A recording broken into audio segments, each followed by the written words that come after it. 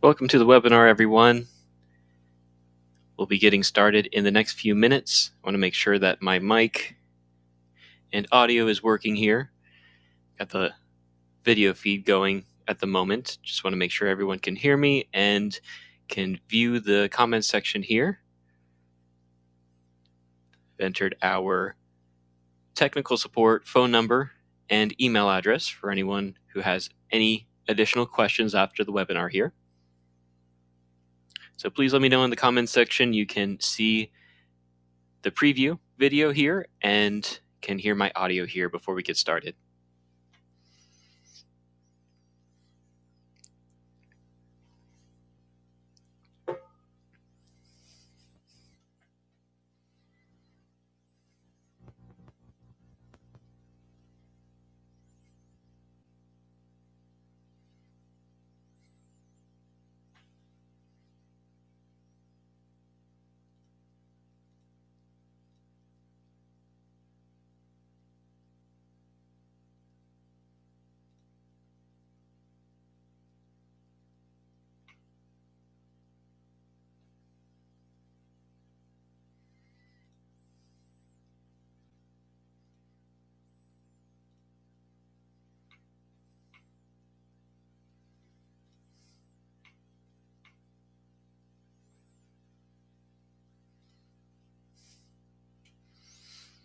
Awesome. Thank you, Joe, for letting me know you guys can hear and see fine here. And we'll be getting started here in the next couple minutes. Today we're going over advanced roughing and controlling feed rate options.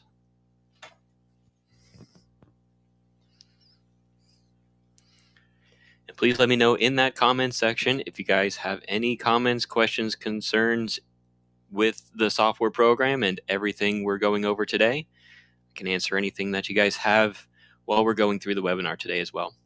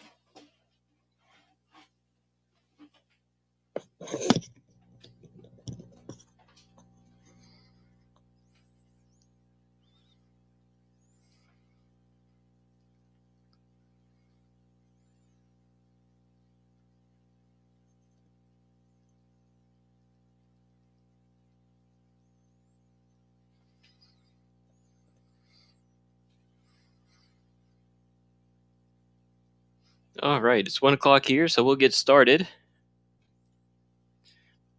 Hi, everyone. My name's Eric. I am the demo technician with Bobcat Cam. I normally do the demonstrations of the software program for potential customers. I also am doing training sessions as well, online training for any customers that would like to book 1 or 2 hour sessions at a time. They have a part file that they'd like to go over, and we can program that with them from square one and get all the way to a G-code file to test on their machine. And I'll get over to our software program here. And doing webinars here as well as part of training, also part of tech support, answering any questions that you guys may have in case you get stuck in the software program along the way there. We have our technical support phone number and email address in the chat there. So if you guys have any questions, call or email us with any questions there, and we can help you out with a software program. And yeah, doing the webinar today, we'll be going over advanced roughing features here with this part file that I have on my screen, and also going through different methods to control feed rates for your tooling. And so we'll go here to the cam tree. Got a lot of stuff blanked out here. I'll keep it all blanked out, and we'll start from the beginning of how to start programming this part file here. Sort of an assembly. So if you have multiple solids, like we do here in this part file, and you could bring it in as a step file, you could bring it in as a SolidWorks part file, essentially, IGES file, any of those solid model generic file types there. You can go to Utilities, and you can go to Translate, and you can manipulate each of these solids exactly to how you need with your assembly there, you could say, as you would have on your machine. So you've got the vise and work holding pieces here. You can select one of these solids here in the translate function, and you could move it back and forth in X here. And you can also type in the number in X of how far you want to translate it over. If you wanted to move it out and part come down on the clamps, or if we're bolting it in like this, essentially. So we can type in that X amount there, a couple inches, and move it out. And then we also have the functionality in our translate function where I can select a solid. I can pick my start point of translation. So instead of translating it from the center of the geometry, we can pick where we're starting the translation. So pick one point, and then picking the end point of where that translation is going to finish off at, let's say at this location there. You could say, like in SolidWorks, those 2 points would be coincident, you could say. But yeah, that's how you'd be able to sort of setting up, another term in SolidWorks is setting up mate references, so that you're mating the 2 points together there at a certain location to make them coincident. You could set them at a certain distance. You could always translate the geometry out a little bit in X, Y, or Z after that. You could do an angle direction if you went into Utilities and rotate the solid model from that location. So yeah, all of your different mate references can be found. We don't call it that, but that's the same methodology we would use in BobCAD to set up your assembly file here. So I can undo a couple times. We've got our solid model that we import, and we'll get right into the machining process here. So we'll go to the top and go to Cam and go to a new job, and it'll be a milling job type. We also offer turning for lathes, mill turn for lathes with live tooling, and wire EDM machining.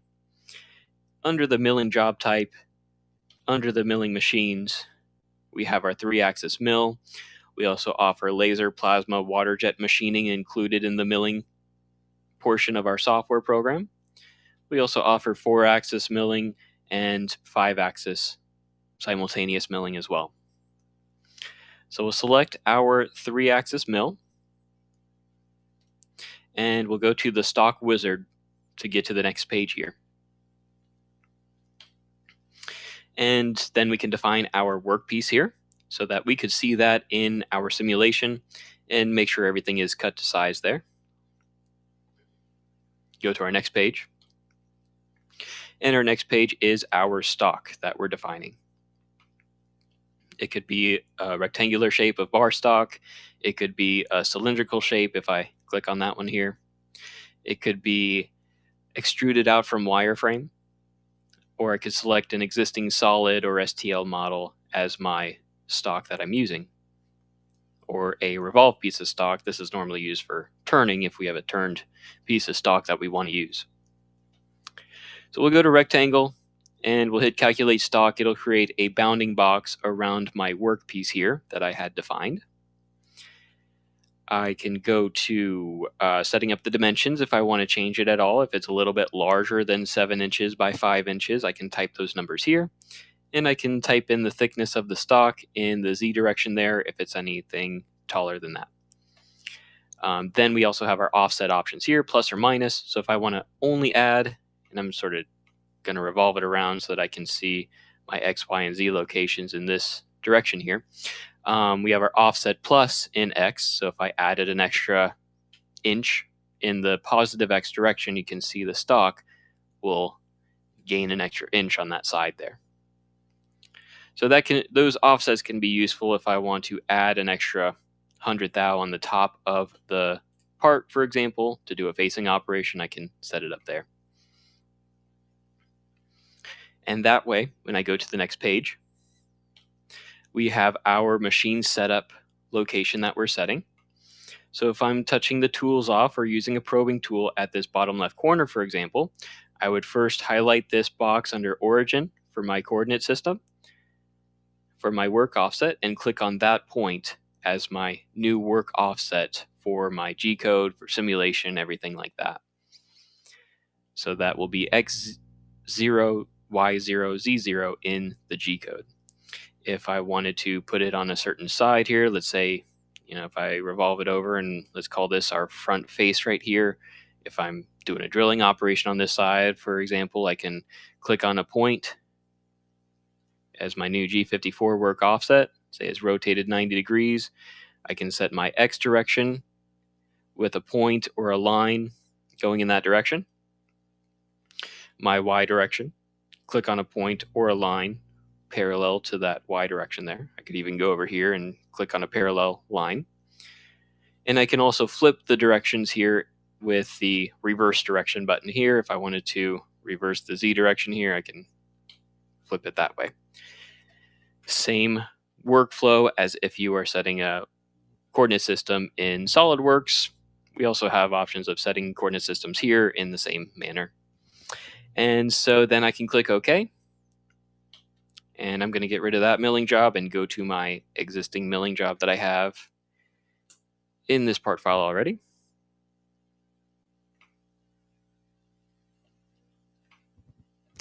And so I'll expand the milling job here.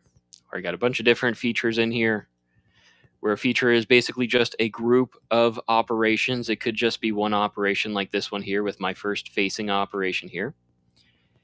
And then we have our 3-axis toolpaths, roughing, finishing the pockets, a Z-level finish along the walls here and the tapered surfaces, finishing the flat areas here. And then we have a few other operations we can go through as well, some surface-based toolpaths that are included in the 3-axis premium package there, so we can take a look at differences between the different 3-axis milling tiers that we offer. All right, so we've got the part file here. Let me know if you guys have any questions so far in the comments section. But yeah, we basically just went through defining our stock. You can see it transparent right there in blue around our workpiece. We defined our machine setup. It's right on the center of the stock there for this one. And then we have also right below the machine setup, before I go through any milling operations, I want to highlight this fixture option right below here. This is a newer option here where we can define our fixture and we can see that in our simulation. And so now we can go to the milling operations. We can right click on machine setup 1. We can go to our different milling operations here. We have drilling and tapping operations. We have probing. That could be a cool webinar to go over in another webinar, where we could use a probing tool, either a contact tool or non-contact, I believe is the terminology, to use a probing tool to touch off the corners for your work offset and also for verification. For example, with these pockets, we can use a probing tool to go down to the depths of the pockets and the sides here, make sure everything is cut to size on the machine. We support Renshaw, Bloom probing software there, and a bunch of others, but those are the two main ones that we focus on, and we've proved out the G code for those probing tools. But yeah, anyway, we'll go back to the machine setup, right click, and again, probing, got drilling and tapping, counterbore operations. We've got our mill 2 axis, which we'll quickly go over under the machining strategy page. We have all of our available mill 2 axis features. This is in our Mill Express package that includes all of these operations, and it is considered 2.5 axis milling. We have our available operations here on the right hand side that we can utilize: profile roughing, a profile finish pass, pocket, going down straight walls, facing, engraving, chamfer mill, and corner rounding operations. We have for plunge rough, I've never really used this, but if you use an end mill to plunge down to rough out some stock, we have that functionality as well. And drag knife we offer for vinyl cutting machines. And we also offer profile cutting and engraving for laser, plasma, and water jet machines as well. So we will go to, we'll just go to this profile finish just to show you guys the differences between the different packages of milling. So our mill 2 axis, the tool is going to come down in Z, and then it'll move around in X and Y. That is our 2.5 axis machining options. It's not going to move in X, Y, and Z simultaneously. So just a brief description of our mill 2 axis here, and then our mill 3 axis that we're going to get into today mostly, where the tool, you can see in this tool path, will follow along the curved surface, moving in X, Y, and Z simultaneously to follow along a curved surface like this. Now, before we get into the 3-axis milling, David, is there collision detection for fixtures? Yes. So if I have defined my fixture like I did, you'll be able to see it in simulation. And if there was any collisions in simulation, it will throw an error and let you know. So yeah, good question. That is a great reason for defining our fixture here, to view in simulation and make sure any collision checking there. So what I started with actually was a 2-axis mill feature with the facing operation, just facing down the top of the stock there. And then we can take a look at this next tool path in 3-axis. It's going to get down to each Z level here and rough everything out in a couple passes. And we'll get into that one. We'll first go to the machining strategy page and look at all of the 3-axis Pro tool paths that we offer. So we offer this advanced roughing, where it'll rough out everything that it can with the tool path, with the tool selected for this one. Z-level finishing, the advanced finish, where it'll follow along surfaces with the tool selected there and finish everything that it can along tapered walls. Flatlands is where you can use a flat end mill and mill any flat areas, any horizontal flats there. Planar tool path, just going back and forth, planing across. Equidistant tool path, this is where it'll run around the boundary there and offset to the center, giving us a better surface finish. Pencil mill to mill any fillets. Project curves, where we can project a 2D shape onto a 3D surface, doing a 3D engraving operation. And then we've got this newer option here. I believe this started in V35, maybe 34. I'm pretty sure it was 35, where we have this steep shallow option, where it's basically, we'll kind of take a look at it real quick here. Under the steep shallow, it offers Z-level finish along any tapered walls, but the Z-level finish doesn't do any vertical or horizontal flats, any vertical walls or horizontal flats. So this strategy offers sort of like a 2-in-1 here, where you've got a Z-level finish and an equidistant tool path, as sort of like spiraling around flats there, or you have the Z-level and the planar tool path for the flats to go back and forth across the flats. So we can take a look at that one a little later as well as another finish operation. It'll save you time, again, sort of like 2 operations in one, instead of doing the Z-level finish and then doing like a flatlands or a planar tool path for the flats. You can use that steep shallow operation.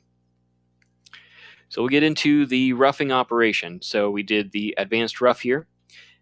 This is in my current operations list in this feature. This is the only operation I have in this feature, and if I wanted to add more, I can go to my available operations. Say I wanted to add a finish operation, I can add that in with this arrow here after highlighted from my available operations, and then I can sort them with these two arrows down here if I want to move it up or move it down in the list of operations here. And if I don't want any of them, I can highlight them here and delete them here as well. So we've just got the advanced rough now. We'll go to the next page. We have our work offset number. Number 1 is G54, 2 is G55, 56, and so on, if you're setting multiple work offsets at the machine there. Multi-axis post, we normally recommend not to mess with this at all. This is tied in with the post processor, so we always recommend you contact our post processor department before messing with anything in here, setting limits and setting axis limits, things like that, rotary axis limits and all that. So we'll get to the next page. We have a standard UI, standard user interface, and we have a new advanced user interface, which is very similar to all of the tabs that we have in our premium toolpath options. And we can go over the advanced UI a little bit later there. So I'll use the standard user interface for now. And the next page we get to our tool page. So we can define our tool here. We can easily just change the diameter, corner radius. If I uncheck this system toolbox, we can go to the drop down and modify our tool as needed here. Or we can use system tool, which is a tool selected from our tool crib. We can also use different feeds and speeds, so we can use a different spindle RPM, a different cutting feed rate, and a different plunge feed rate. If I check this box, use system feeds and speeds, it'll go back to the default settings for the tool and the material that I'm using. So if I finish this out and go to our material library, that's located under the stock here. So if I expand the stock here, you can see this material library that I can double click on. And whether we're machining from carbon steel, aluminum, different types of plastic, we have material types already in here that I can select, and we have, you could say, recommended feeds and speeds. These are pretty conservative numbers. We recommend that you contact your tooling manufacturer to make sure all of these numbers are dialed in for your specific tooling and the material you're using. Don't want to break any tools and want to make sure you have the most optimized feed rates here. So if I select one, let's say I was at aluminum, let's say I was using carbon steel, I can use that one here. And then when I go back to that operation on that tool page, you can see that the feed rate has changed based on aluminum to machining carbon steel with this tool. I'm going to uncheck this box and use the, it does not change it back to where I was, but I was somewhere around 5,000 spindle RPM, 80 inches per minute cutting feed rate, 40 inches per minute plunge feed rate. I can change those at any time there. Then at the top of this tool page, again, we have our tool crib. So I can click on it.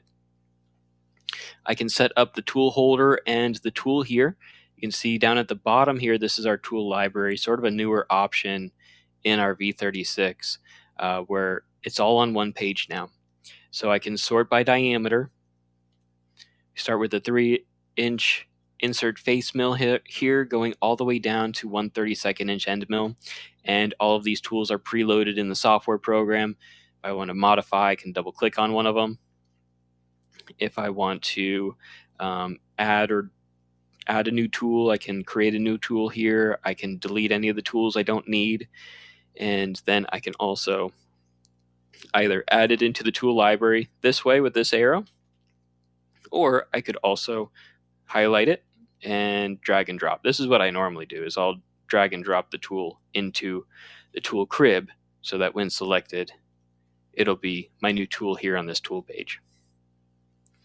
Makes things a lot easier than making sure I've selected it. I've clicked that arrow each time, I just drag and drop it in.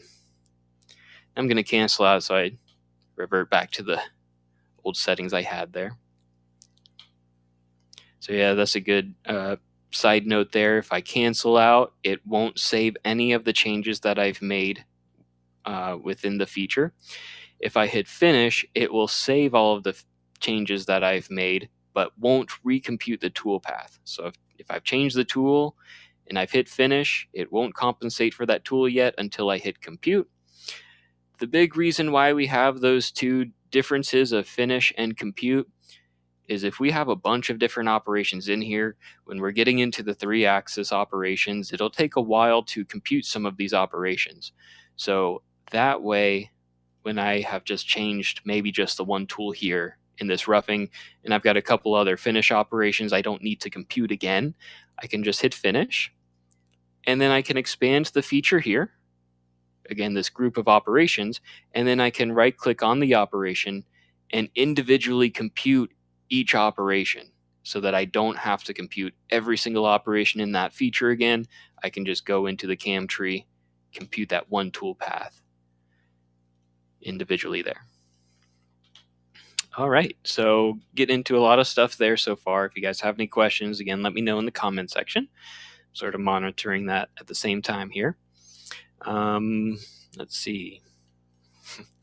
Go back to this cutting feed rate that I want. I want to make sure that I have all of these numbers set to what I normally wanted. That way, when I go into simulation, based on the cutting feed rates that I've set here, it'll give us our estimated cycle time.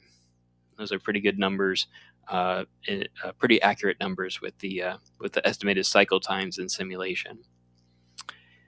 So then here I am setting up the feeds and speeds, setting up the tool number, and I can go to the next page here for this roughing operation. We have functionality for 5-axis with this if we needed to index to different locations and rough it out. And then we have our different cut patterns. So I start with parallel, where I can zig or zigzag back and forth inside of the pocket here. I can offset. So we have our offset out. It'll start from the center and work its way out. Offset in, where it's the opposite. It'll start from the outside walls and work its way in. And then we have our high-speed machining operations. This is where we're getting into controlling our feed rates and controlling certain things here. We have our high-speed machining options, which would be our morph spiral. The tool is going to start at the center, continually spiral its way out, keeping constant tool engagement. Instead of wasting time in those first 3 here, stepping over each time and wasting time that way, it'll continually spiral around, constantly engaged in the material. And then adaptive roughing, again, constant tool engagement, another high-speed machining operation, where normally with these two operations, the methodology is the tool will come down at usually the total depth when you're getting into softer material, going down to the full depth and just hogging out material as best as possible there, best optimized cycle times, things like that, and keeping constant tool engagement. Now, this toolpath, if you are familiar with Mastercam or other CAM software programs, they call it dynamic roughing or dynamic machining, and our terminology is adaptive roughing, but it is the same exact toolpath, high-speed machining toolpath that you'd be used to there. Now, this is a zigzag toolpath that I've set going back and forth. We also have the zig method, one directional method, where you can see that once it gets to one of the walls, it'll retract just a fraction of an inch and rapid back across to the next pass with this what they call trichoidal milling. So just to show you, we offer all of that functionality there. And then from there, we can go to our next page. And then we have our depth of cut. I've set it 1/2 inch. Step over at 120. You can take a look at the intermediate steps. Sort of hard to explain without looking at simulation, so we'll have a side note of that as well.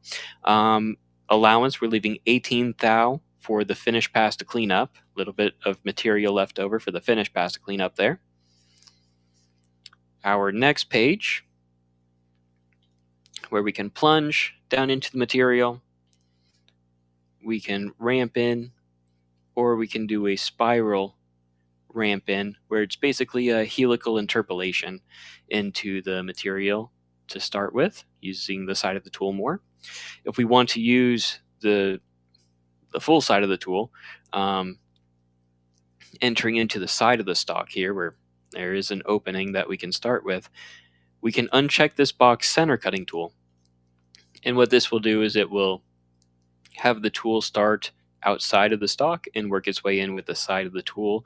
Instead of using the center of the tool to plunge in, it'll use the side of the tool to do a side roughing routine there. Then our next page, we offer an option for machining flatlands. So this is sort of a flatlands operation included in here, where it'll come back if it doesn't go to the full depth here, for example. It'll do an additional flatlands operation. We also offer rest roughing, or what they call rest machining, where if we had a previous roughing operation, the software will calculate based on the tool I set up here. So if I had a larger tool, I set up the tool diameter and corner radius.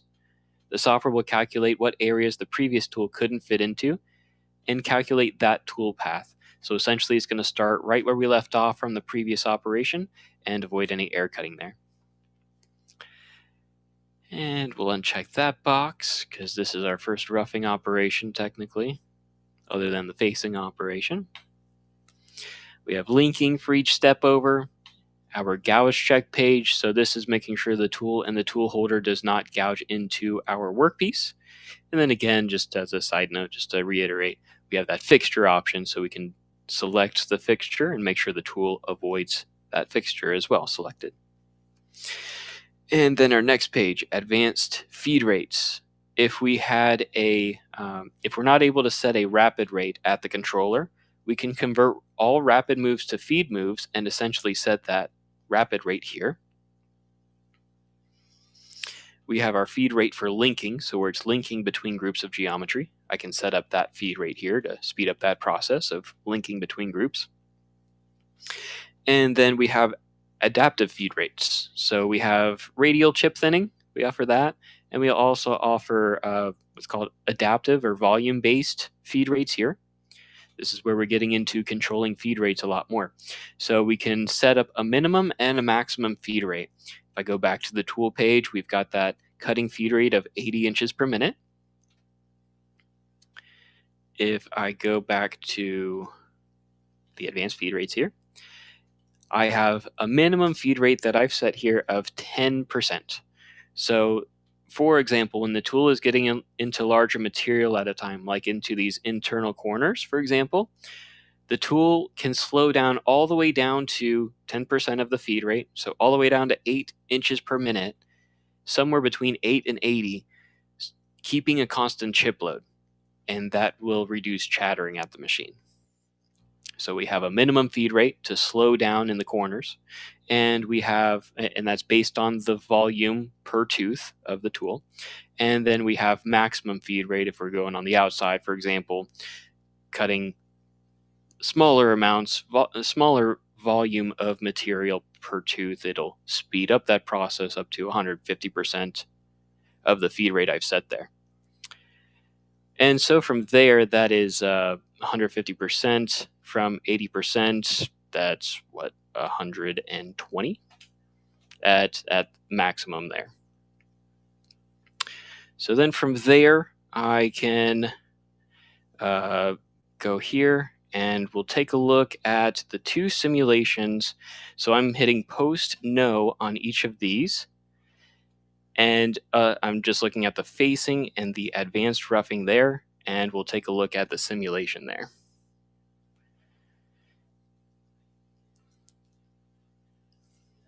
And I'm going to hide the machine there, and we'll take a look at simulation there.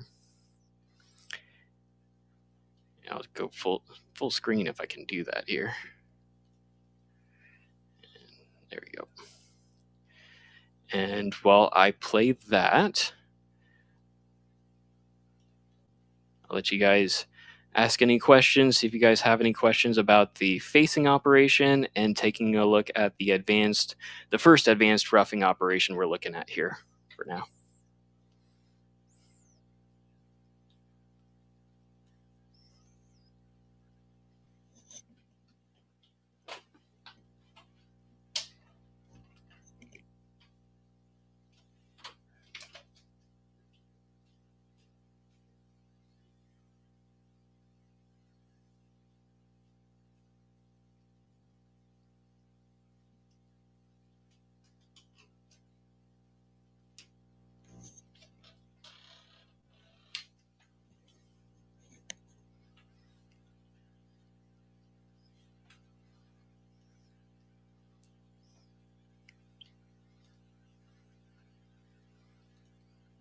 Speed up this process a little bit here.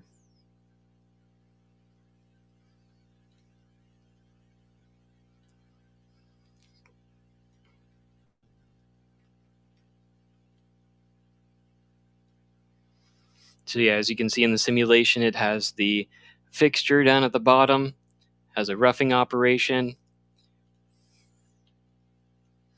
And as I restart and go to the next operation after my facing, we can take a look at the roughing again here.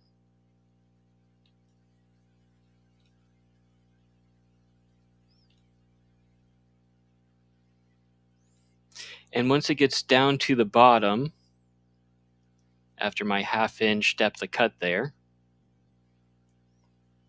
at each step there, you can see that it comes back up with a couple of steps up there. You can see 3 additional steps. That is our intermediate steps option. So once it goes down to the full depth, instead of having all of this additional material to be finished, it's going to add sort of what they call stair stepping as well. It'll add additional steps there in the tool path to clear out a bunch more material there for your finish operation. Alrighty. So then, other than that, we'll close out for now. We'll also take a look, if I can show it here, at the top right corner right here where my mouse is.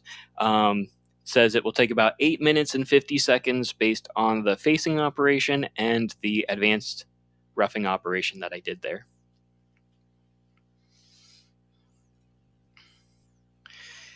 And yeah, we'll get into sort of your question there, David. A nice feature would be when changes are made to have when changes are made to an operation, the operation has a warning flag. Now, we don't necessarily have that for when we have finished and there's not any unsafe changes or any save changes, you could say, that need to be computed. We don't necessarily have that. That's a great idea, though. But what we do have, for example, is it under our edit toolpath, we have something like that.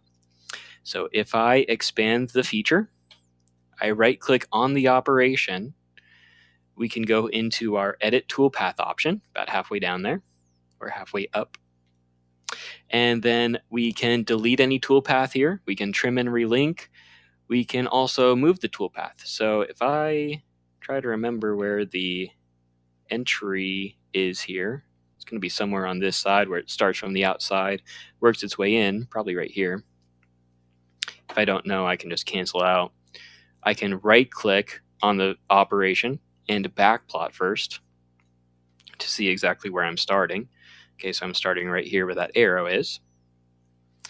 Close out of backplot, right click on the operation again, go to edit toolpath, select my entry here, and then I can move it even further off the part. For example, if I go to move, I can type in the amount here. So if I want to move it over in X a couple inches, type that in, 2 inches in X. Oh, it's actually going into the part. So I actually want -2. I can also drag it over. So if I click drag, you can see it'll create this coordinate system that I can click on, and I can move it around exactly where I want to here. Maybe to sort of ramp in and then move over. And once I click OK, that'll be applied. So I can backplot that. Starts at an angle coming on in there. And then you can see under that feature, on that operation, it automatically locks for us. It has locked because I've made some changes in the edit toolpath feature. And also we have it highlighted in red, showing that it is not the same as what we had computed originally. So if I want to go back to the original, I would have to right click. This is sort of a safety option here. We can right click on advanced rough and we can lock unlock operation.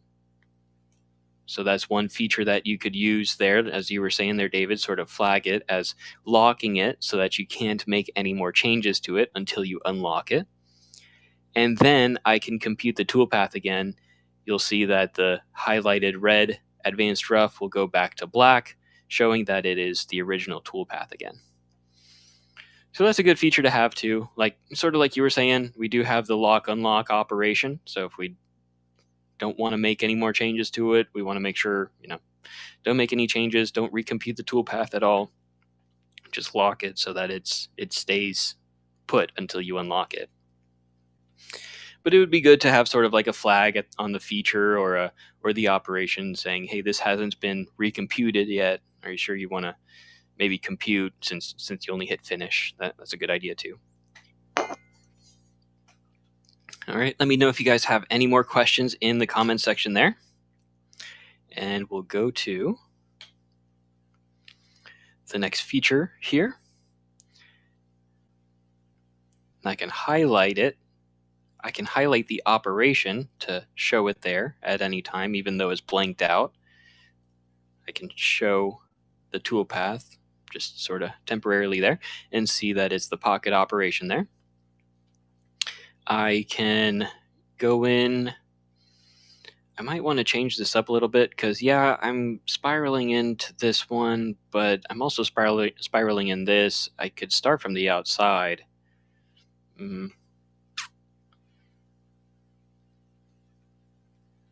I can right-click on geometry and I can reselect. So when I'm reselecting the geometry, I'm not going to change anything with it. I select the two surfaces there. But just to show you, we do have this checkbox under our selected geometry, detect open edges. So if you guys are familiar with the older Bobcat versions, if you're one of the OG users of Bobcat, something from like 31 or 32 and older, you would have to create wireframe for your pocket and create a dashed line for this opening to do a side roughing operation. You don't need to do that whole process anymore. You can just click on the surfaces of the solid model, and then you can check this box, detect open edges, and it'll do that side roughing routine for you automatically. So that's a really good one to have. It might not do it for me with that spiral entry. So if I go in, I'd have to probably change it to plunge, possibly. Yep, and there you go. There's your open pocket from there. Right. Or maybe it doesn't, maybe it won't let me with that opening. But yeah, that is your open pocket routine there. Instead of having to create the wireframe again, create dash lines for your opening, you've got detect open edges now. Yeah, David from version 17. I've only opened version 18 and 19 a handful of times, and I know how user-friendly and quick and efficient, simple it can be. I normally show the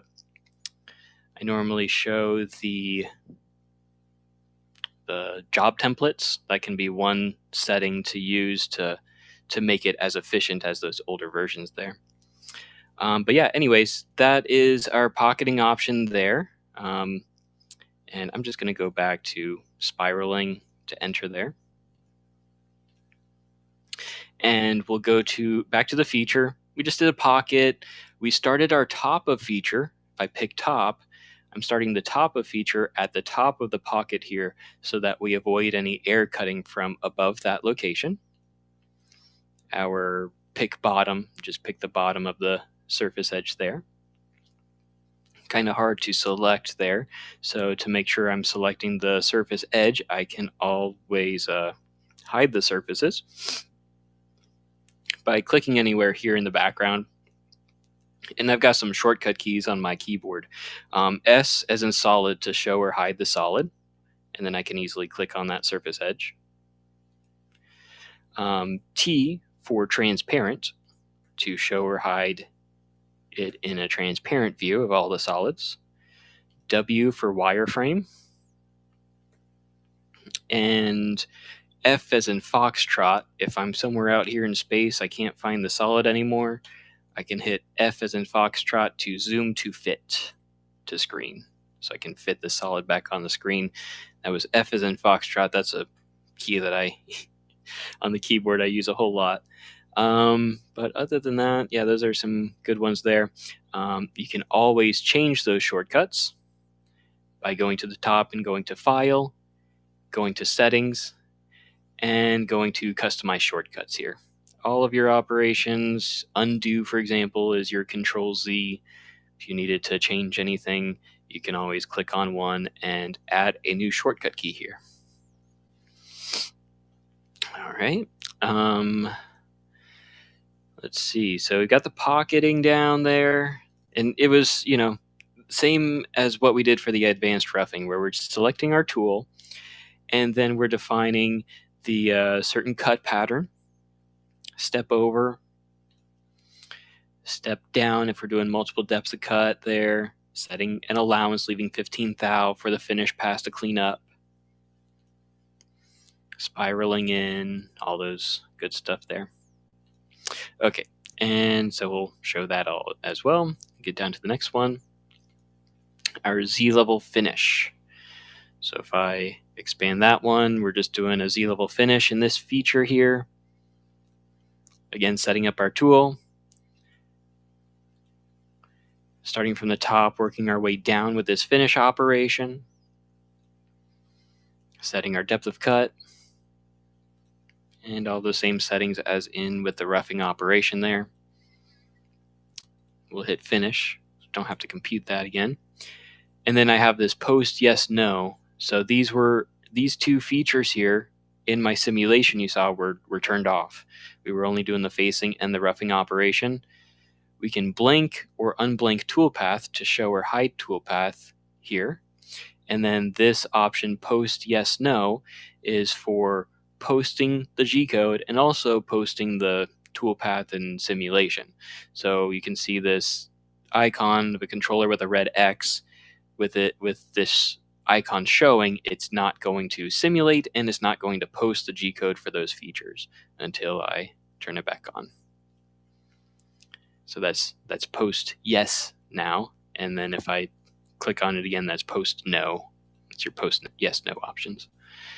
We'll go back to, so from the Z-level finish, we're going to go down to the next one where we did a flatlands operation on just the flat here. And yeah, just same old, defining our tool, defining the cut pattern, and setting up step over, all those settings there.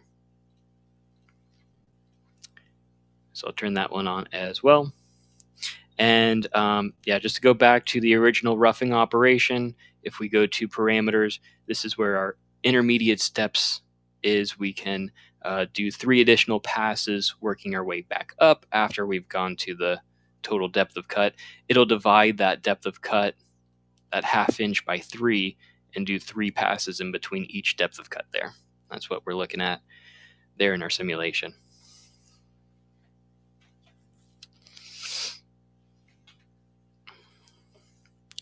Now you can see it shows the spindle, it shows the platter and the trunnion here of the machine.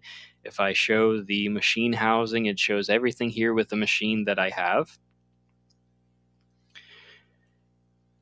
That may not be in your specific Bobcat version, because this is in our Machine Simulation Pro. Now the Machine Simulation Pro is included in our 4 and 5 axis milling packages by default there. In the 3 axis, you do have to add that on. And I gotta hide the machine to be able to see the other side of it here.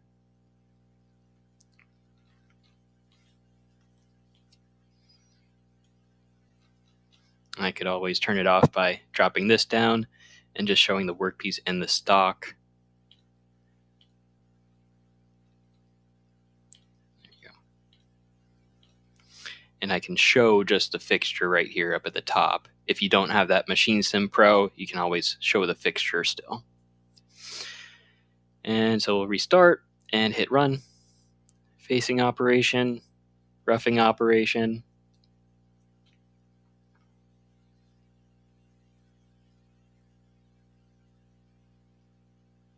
finish operation with the Z-level finish going down the tapered walls.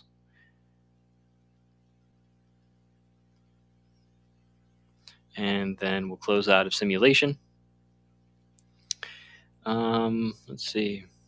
Trying to think of other settings here in the 3-axis Pro we could go over today. If you guys have any questions with the 3-axis Pro, please let me know. We'll get into, you can take a look at the 3-axis Premium as well, some of our surface-based toolpaths that I normally show in a demo here. So again, we've got a Kurt Vise as our fixture, and we've got the soft jaws, our stock, machine simulation. We did an advanced roughing operation again, starting from the side, working our way in. And then we have our finish operations here.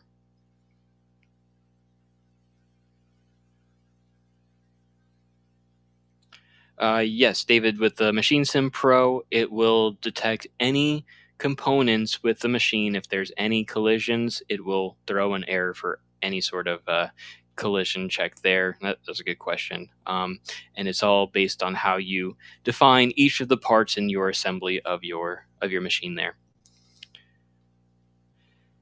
And so from here, we've got some finish operations. So this is our first premium toolpath that we can look at today. We would right click on the machine setup, go to Mill Multi-Axis. And under the surface-based toolpaths, these are our surface-based toolpaths in the 3-axis premium. So we have parallel cuts, following down or across any surfaces there. Cuts along curve is the first one we're looking at here, where our geometry selection would be the drive surfaces would be the top two surfaces here, and our lead curve is the where the tool path will go perpendicular across that direction there. We set up our tool, and then we set up the parameters. This is exactly what you would be seeing in the advanced user interface in the 3-axis Pro toolpaths as well, in the 3-axis Pro, where you can set up your geometry, you can set up your tolerance level, set up your maximum step over. And what I like in here, in all of these premium toolpaths, you can set up a step over, or you can set up that step over based on your desired cusp height. Some customers I've heard call it a cusp height, a scallop height, or basically the specific tolerance level left on the surfaces there. So if we want to get down to 1/10,000th of an inch, I can type that number here, and you'll see that the maximum step over will calculate according to the desired cusp height right there. So I don't have to go into simulation and have any guesswork there, guess and check the surfaces and check the tolerance level. It will have the tolerance level for me set up with that step over calculated right there. Those two numbers that are related to each other. Set 1/10 there for my cusp height, and it'll automatically set up 12th thou for a step over. Over here on the left-hand side, we also have extend and trim.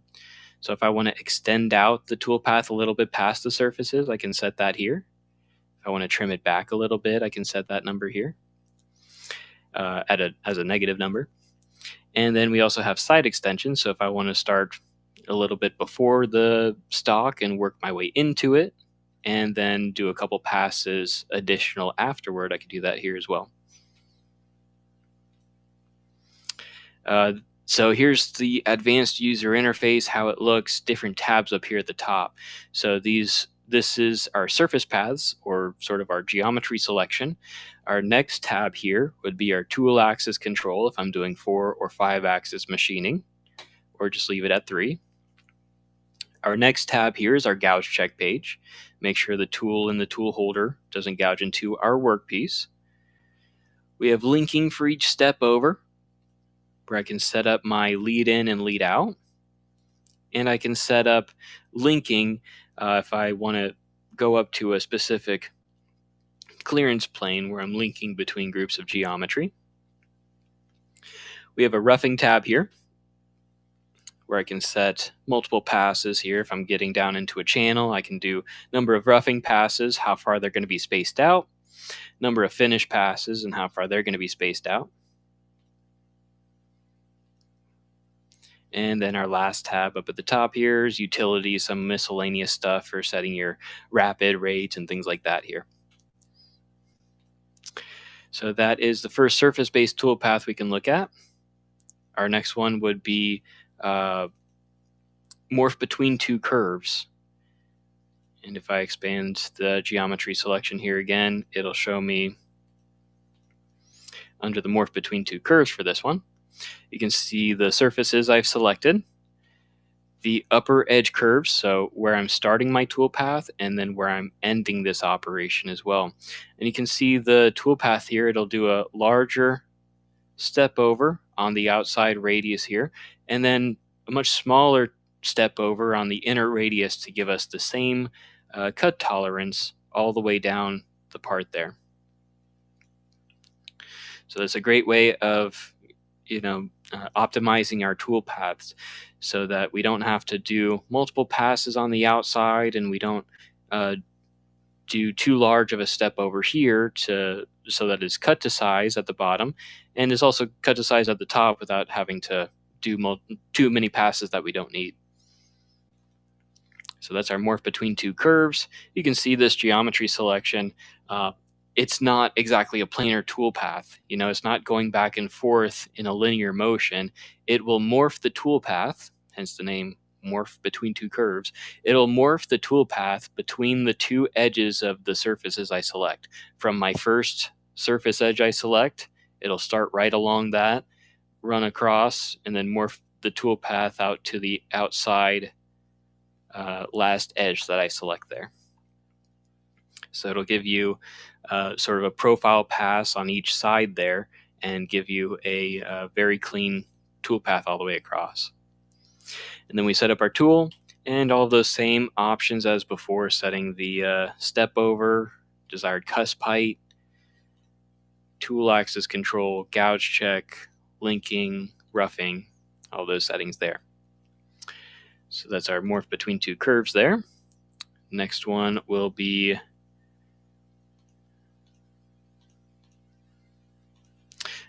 I believe it's another morph between two curves, but we can take a look at the other surface-based toolpaths in the 3-axis premium here. Parallel to multiple curves, we select some surface edges, it will do a profile of that, and then it'll create an array of that toolpath all the way outward. So instead of morphing the toolpath from one to this last edge here, it's just going to create that same toolpath all the way across it. Project curves, this is the same project curves to a 3D surface as in the 3-axis Pro, but this also offers 4 or 5-axis machining. If you wanted the tool to stay normal to this surface the whole time, you can do that here in project curves.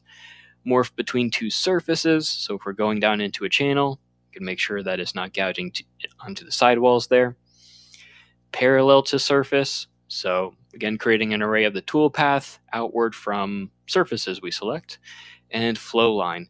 The morph between two curves and the flow line, they both support undercutting. So we could use a lollipop tool to finish this surface and do an undercut there. So yeah, we'll take a look at the toolpath with this one, the simulation here. And let me know if you guys have any questions with the 3-axis Pro toolpaths that we saw in the previous part file and the 3-axis premium toolpaths that we saw in this one. And again, so if I show the workpiece or show the fixture, it'll show here, show that Kurt Weiss. Actually, I can define it here as my fixture. You can see here under fixture, there's a red plus next to it. If there's a red plus next to any of the selections here, like geometry, 2D containment, gouge check, you can see there's some red pluses there. That means there's nothing assigned to it. Nothing selected yet. So I want to select my geometry here for my fixture options there.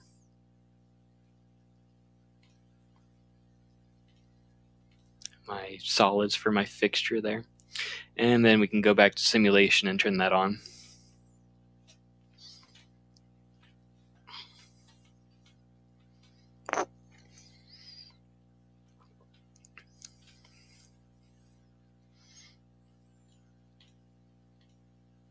Turn on the fixture, hit go. Here's the roughing toolpath. And again, this is another one where it has the intermediate steps and 3 intermediate steps at each one. So it's going down, I think, a 1/4 inch depth of cut for each one.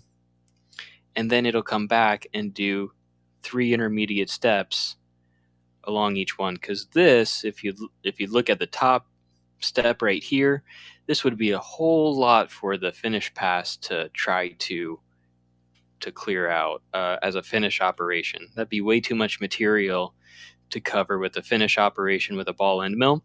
So what we can do with this roughing operation, instead of doing a second advanced rough, we can do this intermediate steps option and do 3 additional steps, having the tool work its way back up,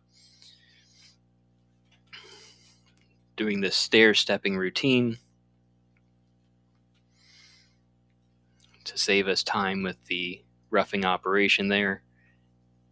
And that's a lot less material for that finish tool to cover there.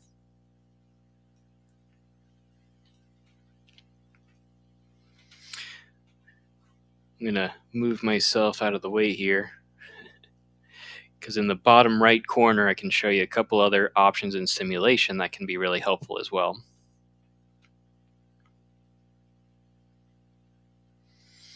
So once everything's finished up, we have some verification options.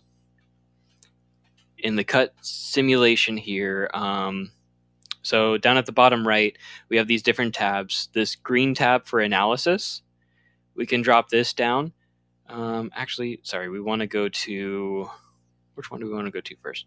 We want to go to this red tab first for measure. And with this drop down, we can select certain points. So if I click on a certain point with my scroll wheel, it'll identify what the deviation is here and the tool number that it used and all of those settings. So if there was a certain deviation we want to get down to, we can make sure the deviation is just right there. We can also go to our analysis tab and we can go to this drop down for deviation. It'll show us different colors on the stock depending on how much material is remaining. Now, I may not have the workpiece set up correctly here. Let me redo that. Because what it should show is mostly everything being green, showing that everything is cut to size. So if I run through the roughing, the finish operations here, and then I load those colors back in. So if I hit refresh next to this deviation page, it'll show us everything in green here that is cut to size with the cut tolerance of plus or minus 8 thou. Everything down at the bottom here, this needs to be flipped over and cut off afterward. The teal here being 8 thou up to 26 thou remaining down at the bottom there. But it's a great verification tool to make sure everything is cut to size before we run it on the machine. I think one other thing in simulation we can take a look at in our previous part file that can be really helpful is we'll take a look at saving it as an STL file for our from our simulation, and then we can also take a look at that steep shallow toolpath before we end it here today. So I'm just doing the facing operation again here and the advanced roughing operation. So if I run through the simulation,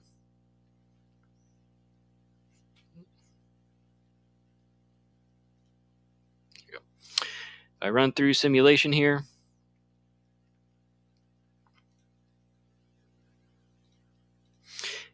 and I go down to the bottom right here, we have this blue tab for, nope, sorry.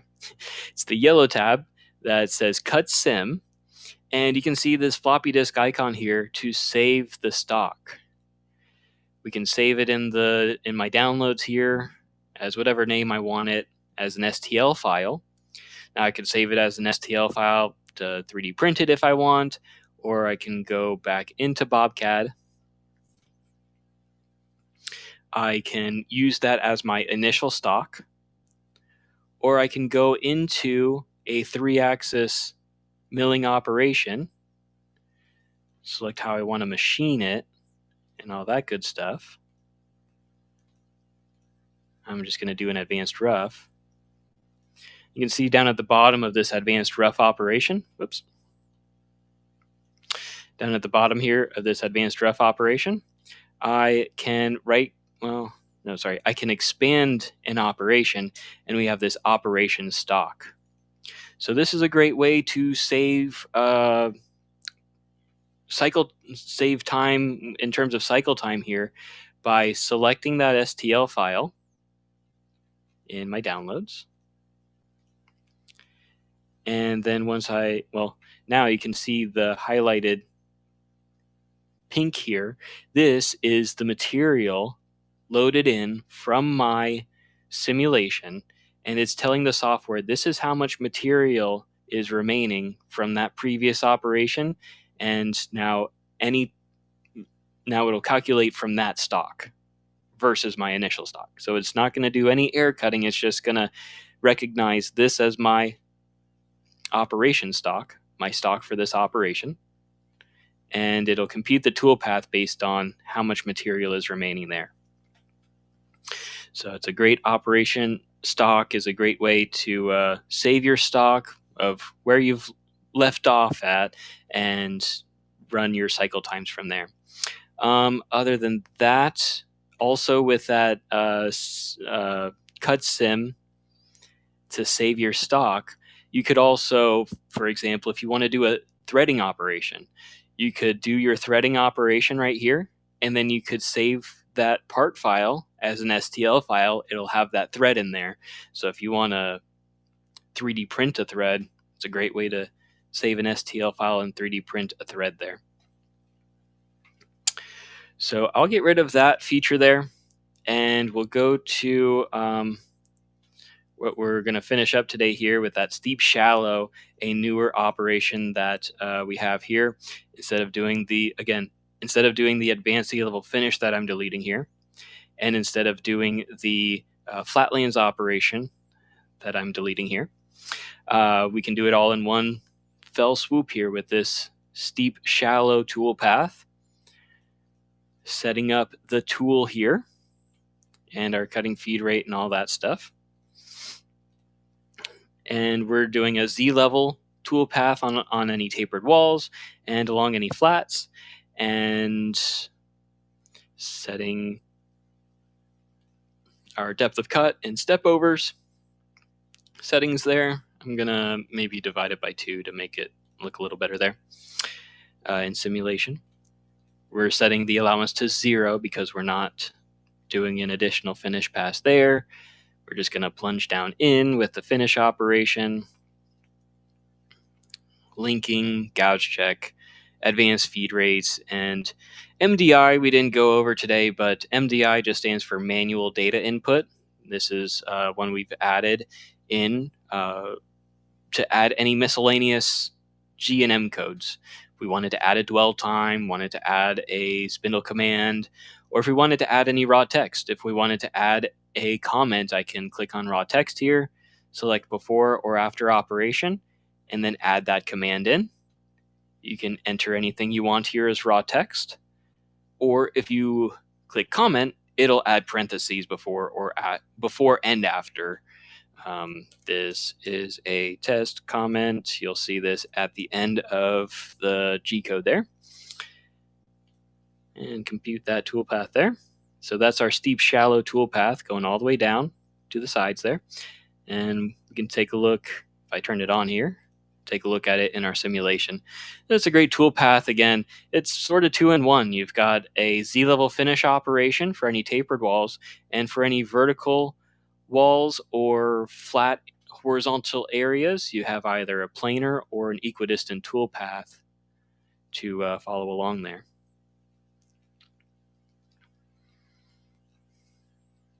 Follow along the 3D model that you have here. So here's our last Z-level finish, and then the steep shallow toolpath.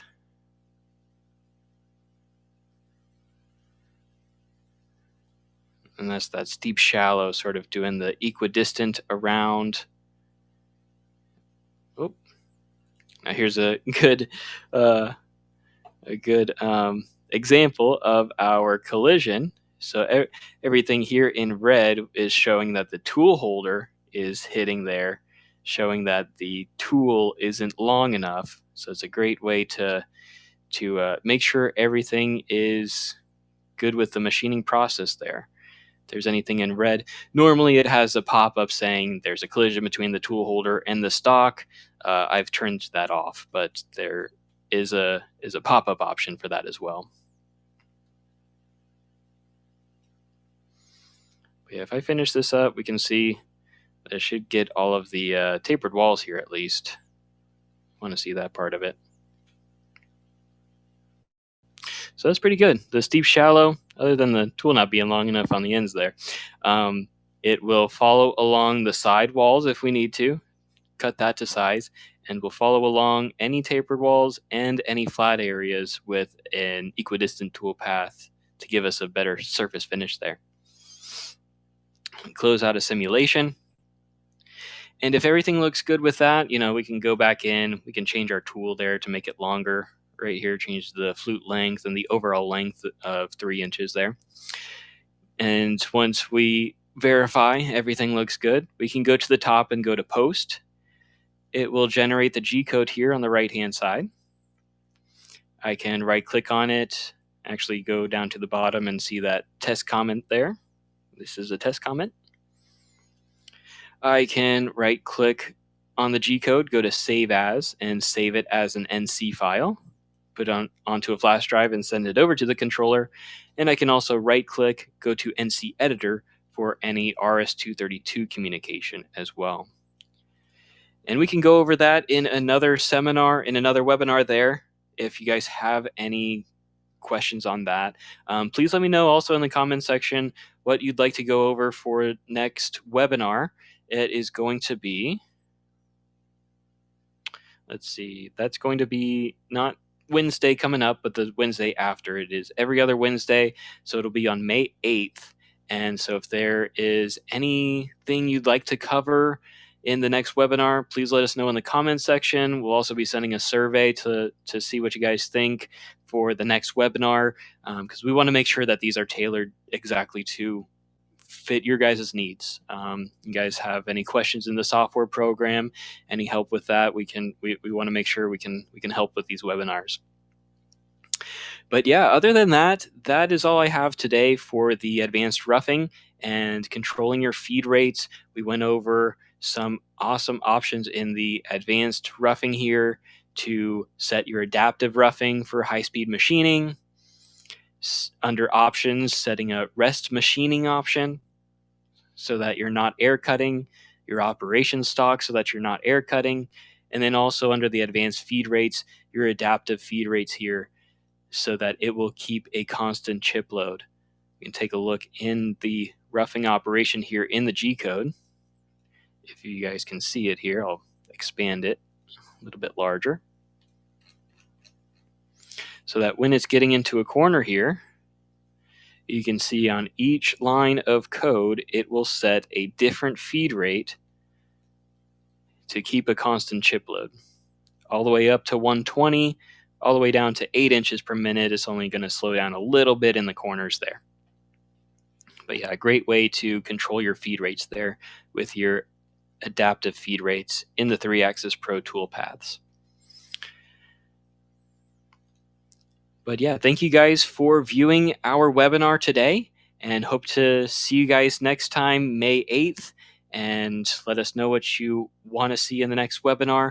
We'll be sending out an email blast to let you know what that one is soon, and hope to see you there. And thank you for taking the time out to check out the webinar today. Hope you guys have a great rest of your day. See ya.